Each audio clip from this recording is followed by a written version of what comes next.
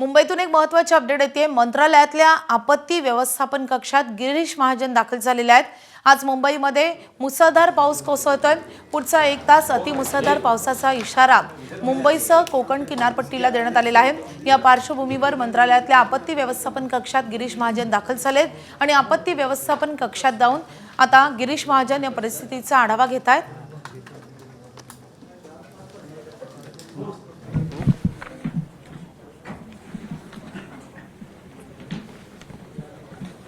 पुणे घाटमाथा वगैरे कधी कुठे कुठे कुठे गेलेलं रायगड पालघर पुणे घाटमाथा ठाणे सातारा घाट पुणे घाट आणि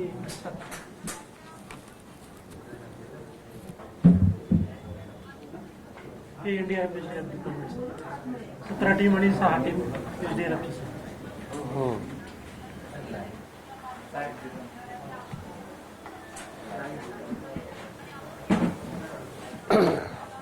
बोला।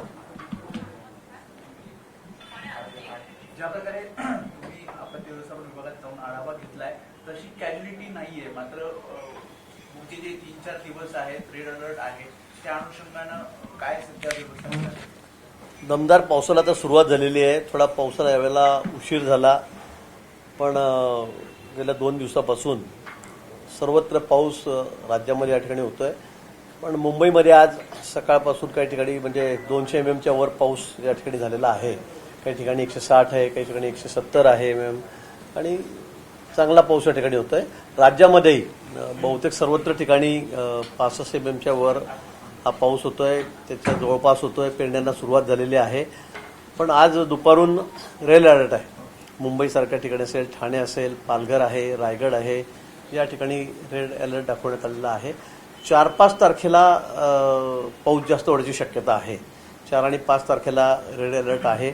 या 4-5 ठिकाणी 4-5 जिल्ह्यांमध्ये पुणे घाटमाथा आहे, पुण्याचा सातारा घाट आहे, पालघर आहे, रायगड आहे, ठाणे आहे, मुंबई या ठिकाणी जास्त पाऊस होण्याची शक्यता आहे आणि म्हणून सर्वांना काळजी घेण्याची गरज आहे। अनावश्यक कुठेही बाहेर जाऊ नका। बाहेर म्हणजे विशेष करून कुठेतरी आपण आता धबधब्यांना पाणी आहे, वॉटरफॉल भरून वाहत आहेत, पावसाची मजा घ्यायला मी चाललेलो आहोत। पर्यटन आपण टाळावं, कारण आपल्याला माहिती आहे सगळ्यात जास्त दुर्घटना ज्या आहेत, कॅज्युअलिटी त्या पर्यटनामुळे होत आहेत। शेल्फीच्या नाऱ्यात लागून दरवर्षी आपण बघतो किती जणांना जीव गमवावा लागतो आणि म्हणून कुठलंही धाडस करू नका। विशेष करून आता पर्यटन धरणावर जाऊन किंवा मोठ्या धबधब्यावर जाऊन हे न केलेलं बरं। आवश्यक असेल तरच घराच्या बाहेर पडा। वेळोवेळी ज्या ज्या ठिकाणी जिल्हाधिकाऱ्यांना आम्ही त्या ठिकाणी सूचना दिलेल्या आहेत, परिस्थिती बघून त्या ठिकाणच्या शाळा असतील, ऑफिस असतील, बंद ठेवायच्या का सुरू ठेवायच्या हा निर्णय तिथले जिल्हाधिकारी हे त्या ठिकाणी घेतील।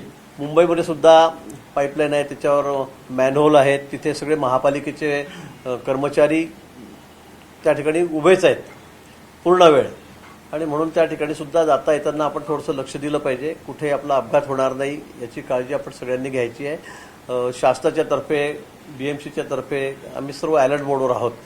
NDRFच्या जवळपास 16 टीम आमच्याकडे या ठिकाणी आहेत। SDRFच्या 6 टीम या तयार आहेत। ज्या ज्या ठिकाणी रेड अलर्ट आहेत त्या त्या ठिकाणी मी सगळ्या टीम पाठवलेल्या आहेत। सगळी काळजी शासन या ठिकाणी घेत आहे, पण आपली काळजी आपणही घेतली पाहिजे। उगाच धाडस करू नका, पाण्यामध्ये वाहनं टाकू नका, पुलावरून पाणी असताना मुद्दामून वाहनं टाकू नका आणि विशेष करून पुन्हा सांगेल की पर्यटन टाळावंच। नाही तर आता सुट्ट्या 2 दिवस शनिवार रविवार, चला पर्यटनाला जाऊ, मला वाटतं हे टाळलंच पाहिजे, अन्यथा मग आपल्याला जीवाशी खेळावं लागतं। हे आपण वारंवार बघतो आहोत। खास करून मुंबईमध्ये जी घटना घडली, चेंबूरमध्ये झाड पडलं, एका मुलाचा मृत्यू झाला, त्यानंतर ती सूचना तुम्ही करतायत का? कारण मुंबईमध्ये पण मुसळधार पाऊस पडतोय, सगळ्या भागांमध्ये पाणी साचतंय। सकाळी काही भागामध्ये पाणी साचलेलं होतं, पण ते लगेच काढण्यात आलेलं आहे। आता त्या ठिकाणची वाहतूक वगैरे आपण आताच बघितलं असेल। कॅमेरे सगळे आपले 24 तास आम्ही अलर्ट मोडवर आहोत। आमचे कर्मचारी सुद्धा 24 तास लक्ष ठेवून आहेत। काही झालं तरी आम्हाला सूचना येत आहेत, त्यामुळे आता कुठेही मुंबईमध्ये पाणी तुंबलेलं नाही आहे। आता तरी ती परिस्थिती नाही। परवा जी दुर्घटना घडली ती अतिशय दुर्दैवी होती। ते झाड त्या ठिकाणी गाडीवर पडलं।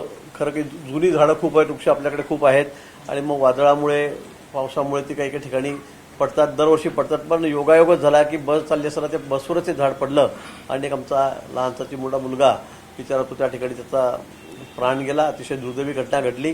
पण ज्या ज्या ठिकाणी झाडं पडण्यासारखी परिस्थिती आहे, ज्या ज्या ठिकाणी सूचना करण्यात आलेल्या आहेत, नागरिकांनी तक्रारी केलेल्या आहेत, त्या त्या ठिकाणी आम्ही सगळी काळजी घेत आहोत. BMC सुद्धा कमिशनरशी मी संपर्कात असतो, महापौर आहेत त्यांच्याशी संपर्कात असतो. त्या त्या ठिकाणी आपण सगळ्यांना ती झाडं काढण्याच्या सूचना, ज्या ज्या ठिकाणी अगदी इमर्जन्सी की काढावं लागेल अन्यथा काहीतरी अपघात होईल अशा ठिकाणी त्याचा विस्तार कमी करणं किंवा मग खालूनच त्याला काढणं, हे सुद्धा त्या संदर्भात काळजी आम्ही शासन प्रशासन म्हणून या ठिकाणी घेत आहोत. रेल्वे स्टेशन आहे, तर रेल्वे स्टेशनच्या बाहेर काही कामं सुरू आहेत किंवा ब्रिजचं काम सुरू आहे, इस्टर्न ब्रिजचं काम सुरू आहे, त्याच्यामुळे त्या ठिकाणी मोठ्या प्रमाणात पाणी साचतंय आणि त्यामुळे नागरिकांना जाण्यासाठी रस्ता नाही. पालिका प्रशासनाशी बोलून यावरती काही उपाययोजना पुढच्या निश्चित अशी जे जे स्पॉट असतील की ज्या ठिकाणी आता काम सुरू आहे आणि मग तिथे पाणी साचतंय, जायला यायला जागा नाही, निश्चित त्या ठिकाणी चर्चा करून प्रशासनाला, विशेष करून BMC प्रशासनाला आम्ही त्या ठिकाणी सूचना देऊ. पण त्या ठिकाणी सुद्धा वाहतूक सुरळीत कशी होईल या बाबतीमध्ये सगळी काळजी आम्ही त्या ठिकाणी घेऊ. ठीक आहे, चलो 1 वाजता कॅबिनेट. Thank you sir.